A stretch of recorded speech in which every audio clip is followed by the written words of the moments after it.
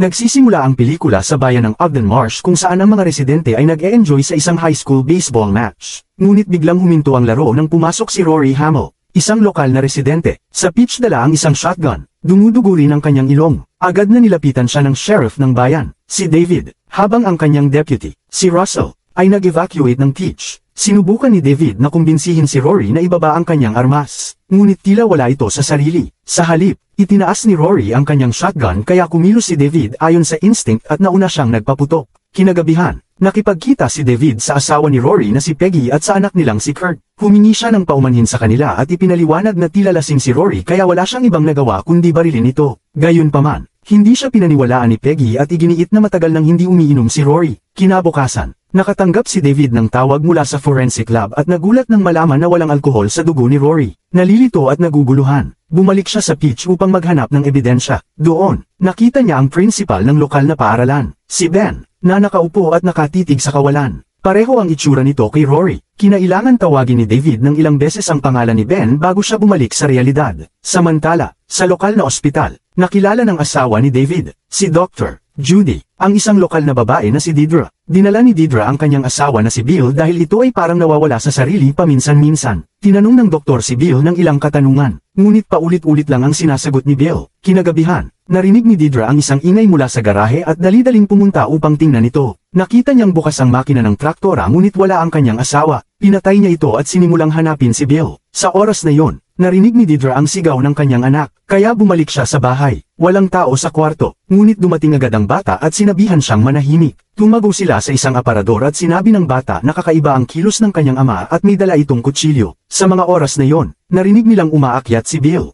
kaya sinubukan nilang manatiling tahimik. Ngunit natagpuan din sila ni Bill at ikinandado ang pinto ng silid. Hindi pinansin ang desperadong paghingi ng saklolo ng kanyang pamilya. Ibinuhos ni Bill ang gasolina sa buong bahay at sinilaban ito. Pagdating ng mga pulis, medic, at bumbero, patay na si Deidre at ang bata. Pagkatapos ng insidenteng ito, iniulat ng mga kapitbahay na si Bill ay naggagapas lang ng damo habang nasusunog ang kanyang bahay. Galit na galit si Judy at sinigawan si Bill dahil tila wala siyang pakialam sa trahedyang naganap. Ngunit tumugon lang si Bill sa pamamagitan ng pag-whistle. Dinala si Bill sa istasyon ng pulisya upang hintayin ang kanyang paglilipat. Ngunit nakatayo lang siya sa kanyang selda, nakatitig sa kawalan. Sa ibang lugar, tatlong mga ngaso ang dumadaan sa isang latian at nakakita ng isang parachute na nakasabit sa mga puno. Nang hatakin nila ito mula sa tubig, natagpuan nila ang katawan ng isang piloto ng militar. Maya-maya, dumating ang pulisya sa lugar at naalala ni Russell ang narinig niyang chismis tungkol sa pagbagsak ng isang eroplano ng militar sa latian. Noong una, tila hindi ka panipaniwala dahil walang balita sa TV o pahayagan tungkol dito. Nagpasya sina David at Russell na inspeksyonin ang latian at natuklasan nilang may eroplano sa ilalim ng tubig. Habang nangyayari ito, isang drone camera ang nag-zoom in sa bayan ng Ogden Marsh na may mga salitang, "Initiate Containment Protocol." Kalaunan, nag-research si David kung saan nanggagaling ang supply ng tubig ng bayan. Nakumpirma niyang galing ito sa latian, at ang unang bahay na naabot nito ay kay Rory. Isang eroplano ng militar na bumagsak sa isang ilog ng walang coverage sa balita ay napakakaduda-duda.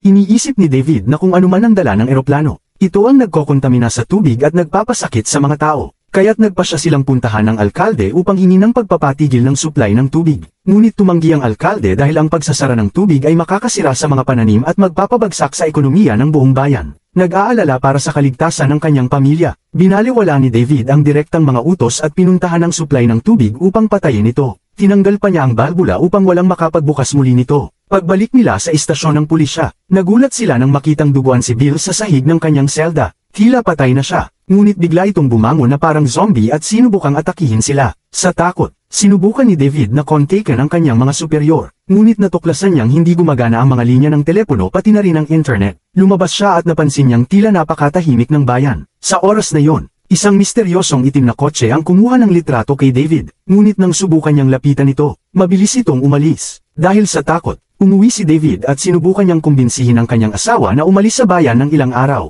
Ngunit tumanggi si Judy dahil doktor siya at kailangan siya ng mga tao sakaling may emergency. Habang nag-uusap sila, nakita ni Judy ang isang tao sa labas ng kanilang bahay at sinabi ito sa kanyang asawa. Lumabas si David upang tingnan ang kamalig, ngunit inaresto siya ng grupo ng mga sundalo. Dinala siya sa isang bus kung saan nakita niya ang maraming kinidnap na lokal na residente. Kasama na si Judy at si Russell. Ang bus ay dinala sila sa isang kampong militar na itinayo sa lokal na paaralan, kung saan ang mga tao ay nakakulong sa likod ng mga bakod. Dinala sila sa loob ng mga tent upang suriin ang kanilang radioactivity at temperatura ng katawan. Ang lahat ng may abnormal na resulta ay inihiwalay sa kanilang pamilya, kahit pa bata sila. Sa kasamaang palad, mataas ang temperatura ni Judy kaya't dinala siya ng mga sundalo. Sinubukan ni David na labanan ang mga bumihag sa kanila, ngunit madaling siyang napabagsak at nawala ng malay. Si Judy naman ay itinali sa isang stretcher at dinala sa loob ng isang tent. Nakita niya ang maraming sundalo na nakasuot ng maskara, mga lokal na naghihirap, at mga mantsa ng dugo sa lahat ng dako. Hindi nagtagal, pinilit siyang kalmuhin sa pamamagitan ng sedative na naging sanhi ng kanyang pagkawala ng malay. Nang magising siya, nakita niyang nasa isang silid siya kasama ang 12 ng tao na nakatali rin sa mga stretcher at narinig ang malakas na ingay sa labas. Tila may sasakyan na bumangga sa mga bakod ng kampo, at sinamantala ito ng mga tao upang tumakas. Habang sinusubukan ng mga sundalo na pigilan sila, naganap ang isang marahas na riot at nasira ang containment area ng mga may sakit, bumagsak ang lugar sa kaguluhan, at ang mga sundalo at doktor ay napilitang tumakas gamit ang mga helicopter. Samantala, nagising si David sa loob ng isang truck na dinala siya sa isa pang kampo. Ang bawat isa rito ay binigyan ng bracelet na nagsasaad na hindi sila nahawaan. Ayon sa balita, ang lahat ng malulusog ay ililipat sa ibang lugar, pero tumanggi si David na umalis nang hindi kasama ang kanyang asawa. Isang kapitbahay ang nagsabi sa kanya na isinara na ang bayan at ang mga harang sa bawat kalsada ay nagpapaputok sa mga pamilyang sinubukang tumakas.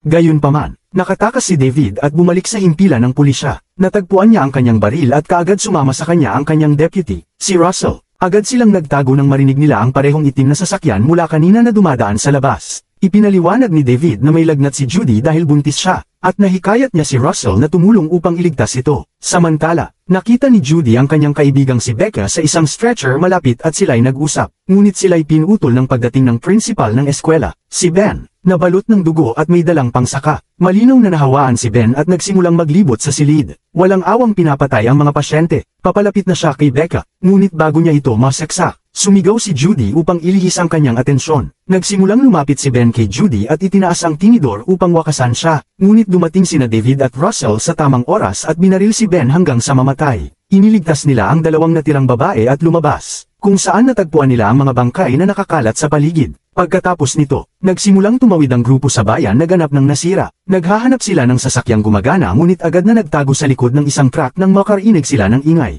Lumabas na ito ay ang mga mangangaso mula kanina na binabaril ang mga nahawaan bago itapon ang mga bangkay sa likod ng kanilang truck. Sa kabutihang palad, umalis din agad ang mga mangangaso at nakapagpatuloy ang grupo. Sa huli, nakarating sila sa isang bahay na pag-aari ng kasintahan ni Becca, si Scotty. Nagmamadali silang pumasok at natagpuan siyang nagtatago at malusog. Sinabi ni Scotty na okay din ang kanyang ina at nagtitipon ng mga supply. Sa kasamaang palad, nagkaroon ng masamang pangyayari nang biglang napalibutan ng mga sundalo ang bahay. Nagtago ang grupo sa kamalig at napanood nila ang paghatak ng isang sundalo sa matandang babae palabas. Hindi ito kayang tiisin ni Scotty kaya binaliwala niya ang babala ng kanyang mga kaibigan at tumakbo palabas upang tulungan ang kanyang ina. Sa kasamaang palad, ito'y isang malaking pagkakamali dahil silang mag-ina ay walang awang binaril at pinatay. Pagkatapos, ginamit ng mga sundalo ang isang flamethrower upang sunugin ang kanilang mga katawan ng walang awa. Kinabukasan, nakarating ang grupo sa bahay ni David kung saan inaayos ni Russell ang isang lumang kotse. Ang iba'y nagtitipo ng mga supply habang si Judy ay nagpas siyang dumaan sa nursery upang magpaalam. Hindi niya alam na ang isa sa kanyang mga nahawa ang kasamahan, si Peggy, ay nasa likod niya. Ilang sandali pa, nakarinig si David ng ingay at nagmamadaling pumunta sa nursery, ngunit natagpuan niya si Judy na nakatali sa isang upuan. Bigla na lang umatake si Kurt, na nahawaan, ngunit itinulak siya ni David at nagawang saksakin si Peggy gamit ang isang kutsilyo. Hindi pa tapos ang panganib dahil sinubukan pa rin ni Kurt na manakit, ngunit dumating si Russell sa tamang oras at binaril siya hanggang sa mamatay. Maya-maya,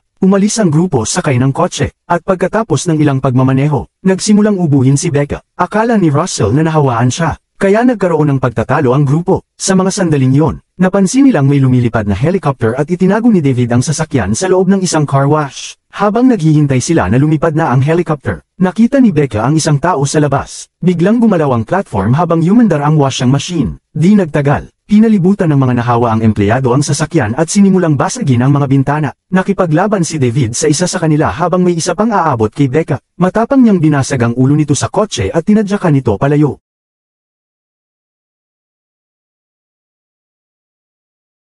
Nagawa rin ni David na itulak ang isa pang kalaban, ngunit isa pang nahawa ang empleyado ang naglagay ng hose sa leeg ni Becca at hinayla siya palabas ng sasakyan. Nang maramdaman ang panganib, bumaba sina David at Russell at nagsimulang pumatay ng mga zombie sa paligid nila. Ngunit huli na ang lahat dahil nalagutan na ng hininga si Becca. Mas lumala pa ang sitwasyon nang lumipad ang helicopter at pinasabog ang kanilang sasakyan. Hindi nasaktan ang sinuman sa grupo ngunit wala na silang masakihin. Sa susunod na eksena, nagsimulang maglakad ang natitirang tatlo at sa huli ay natagpuan nila ang truck ni Russell. Ngunit wala rin itong silbi dahil napinsala ang mga gulong nito ng mga spike. Biglang nakita nila ang misteryosong itim na sasakyan na paparating. Agad kinuha ni Russell ang mga spike at itinapon ito sa kalsada, dahilan upang bumaligtad at mabangga ang sasakyan. Ilang sandali pa, isang ahente ang gumapang palabas ng sasakyan at na-corner siya ni David, na humihingi ng paliwanag. Sa wakas, isiniwalat ng ahente na ang eroplano na natagpuan nila sa latian ay nagdadala ng isang prototype na biological weapon na idinisenyo upang guluhin ang populasyon. Papunta sana ito sa Texas para doon sirain, ngunit bumagsak ang eroplano malapit sa Ogden Marsh. Nang marinig ito, galit na galit si David at sinuntok ang ahente. Sabay hiling na tulungan sila ngayon, ngunit si Russell, na nagiging mas agresibo, ay pinatay ang lalaki gamit ang isang bala. Pagkatapos nito, inaksaya niya ang lahat ng bala ng rifle sa pagpapaputok sa ere. Pagkatapos, tumingala siya sa langit at sa wakas ay inamin na siya ay nahawaan. Alam ni Russell na malapit na ang katapusan, ngunit gusto lang niyang makasama pa sila ng kaunti upang hindi siya makaramdam ng pag-iisa.